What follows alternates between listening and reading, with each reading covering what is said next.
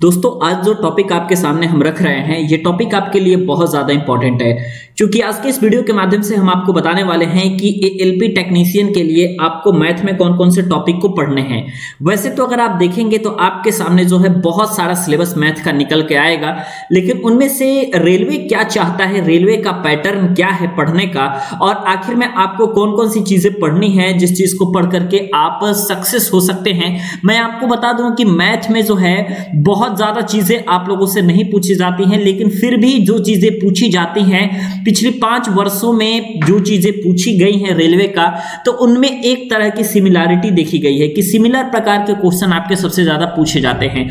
तो जो मैं आज बताने वाला हूं ना वो आपके लिए सबसे ज्यादा इंपॉर्टेंट है, क्योंकि अगर आपने इन टॉपिक को तैयार कर लिया तो फिर आप समझ लीजिएगा कि रेलवे में आप जो है आराम से एएलपी टेक्नीशियन के आराम से पेपर को कवर कर सकते हैं। ठीक है, अब आइए बात करते हैं कि यहाँ पे आपके कौन कौन से ऐसे क्वेश्चंस हैं और कौन कौन से पोर्शन से सबसे ज्यादा क्वेश्चन पूछे जाते हैं। इनमें से जो सबसे ज्यादा आपको तैयार करना है उनमें से एक प्रैक्टिस कर लेना है दोस्तों आपको बोर्ड मास का। ठीक है, कई बार आप लोगों को देखा गया है एएलपी टेक्नीशियन के भी पेपर में कि 2-3 बोर्ड मास पूछा जा सकता है। ठीक है, और मैं आपको बता दूं कि ये बहुत ज्यादा कठिन टॉपिक नहीं होता, बस प्रैक्टिस की जरूरत होती है। अगर आपके पास रेगुलर प्रैक्टिस है तो आप बोर्ड मास आसानी के साथ हल कर सकते हैं। ठीक है, तो बोर्ड मास आप देख सकते हैं, बोर्ड मास आपके लिए सबसे ज्यादा इंपॉर्टेंट है। उसके बाद दूसरा जो है सबसे ज्यादा जो आपको फोकस करना है वो करना है आपको एलसीएम एंड एचसीएफ पे। ठीक है, एलसीएम एंड एचसीएफ निकालना आपको अच्छे तरीके से आना चाहिए। एलसीएम और एचसीएफ पे आपको सबसे ज्यादा फोकस रखना है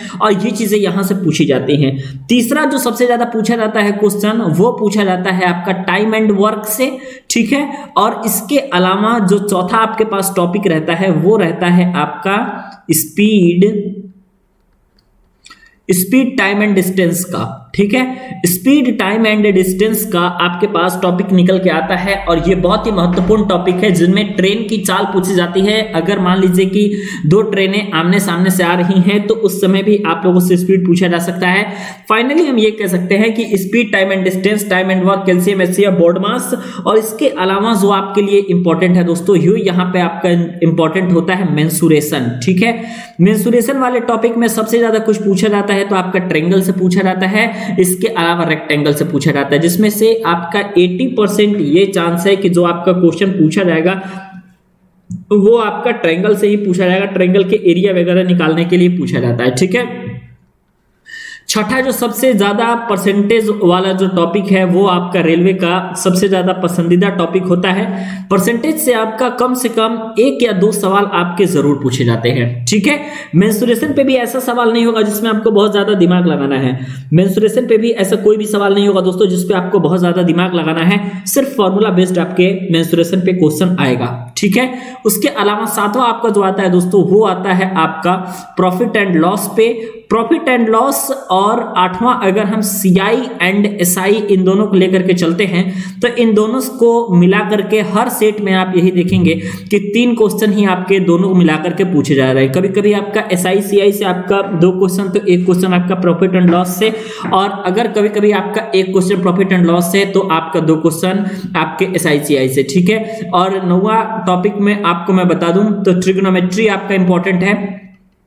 ट्रिग्नोमेट्री भी मैं बताऊं तो आपको बहुत ज्यादा समय नहीं लगा, ना ही बहुत ज्यादा सोचना है, क्योंकि डायरेक्ट आपका फॉर्मूला बेस्ड दोस्तों यहां से आपके क्वेश्चन पूछे जाते हैं। और ये आपका जो मैं बता रहा हूं अभी जो हम बता रहे हैं दोस्तों ये आपका रेलवे का सबसे ज्यादा पसंदीदा टॉपिक है और यहां से आपके जो है क्वेश्चन सबसे ज्यादा पूछे जाते हैं। ठीक है, 10 नंबर क्वेश्चन के बारे में बात करें तो एज से आपका क्वेश्चन पूछा जाता है, आयु वाले पोर्शन से आपका क्वेश्चन सबसे ज्यादा पूछा जाता है। और 11वां आप यहां पे नोट कर लीजिएगा दोस्तों रेशियो एंड प्रोपोर्शन। ठीक है, 11वां आप यहां से दोस्तों नोट कर लीजिएगा रेशियो एंड प्रोपोर्शन वाला टॉपिक। रेशियो एंड प्रोपोर्शन से आपका सबसे ज्यादा चीजें पूछी जाती हैं। तो मैं आपको यह बता देना चाहता हूं कि यहां पे अगर आपने इतनी टॉपिक को तैयार कर ली इसका मतलब यह है कि फाइनली जो है एएलपी के मैथमेटिक्स के सिलेबस को आपने तैयार कर लिया है। इससे ज्यादा चीजें आपसे नहीं पूछी जाएंगी, आप इतना याद रखिएगा। इससे ज्यादा चीजें कतई आपकी नहीं पूछे जाने वाली है आपकी एएलपी टेक्नीशियन में। ठीक है, तो मात्र इतना ही इंपॉर्टेंट टॉपिक है जो कि आज की इस वीडियो के माध्यम से हमने बताया रेलवे की अपकमिंग एएलपी की वैकेंसी जो है आपकी आने वाली है, तो मुझे उम्मीद है कि आप लोग जो है अपनी तैयारी में जोर शोर से लग गए होंगे। अब देखना ये दिलचस्प होगा कि आपकी जो है वैकेंसी ये फरवरी में आती है या फिर आप लोगों की मार्च अप्रैल तक आती है। लेकिन अभी तक आरटीआई जो भी लगा रहा है उसके रिप्लाई में मात्र एक ही चीज कहा जा रहा है रेलवे की तरफ से कि आप लोग जो है ऑफिशियल वेबसाइट को चेक करते रहे, बल्कि अन्य किसी भी प्रकार की जो है इंफॉर्मेशन एएलपी टेक्नीशियन के बारे में या फिर जूनियर इंजीनियर या फिर किसी भी वैकेंसी के बारे में ऑथेंटिकेट किसी भी प्रकार की जानकारी अभी रेलवे बोर्ड की तरफ से नहीं दी जा रही है। लेकिन आपको पता है 2024 में आपका इलेक्शन है, तो 23 में आपकी वैकेंसी जोरदार निकलने वाली है। मुझे उम्मीद है आप लोग तैयारी अपने जोर शोर से रख रहे होंगे। वीडियो देखने के लिए और हमारे साथ बने रहने के लिए बहुत बहुत धन्यवाद।